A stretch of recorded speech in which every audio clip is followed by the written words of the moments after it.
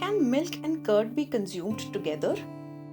Let's chalk the talk today. In healthy individuals, lactose is able to break down into lactic acid apart from glucose and galactose. If you have only milk, the high lactose in milk is broken down easily. If you have milk with curd, then also it will get digested without any issue.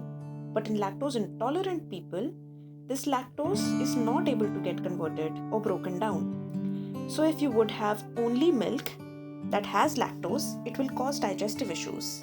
And if you have milk with curd, even if curd does not have lactose, that is again going to cause an issue because milk still has lactose in it. So in the Venn diagram of healthy and lactose intolerant people, healthy people can have lactose, lactose intolerant people cannot have lactose, but both of them can have lactic acid. Therefore, healthy people can have both milk and curd, whereas lactose intolerant people can only have curd.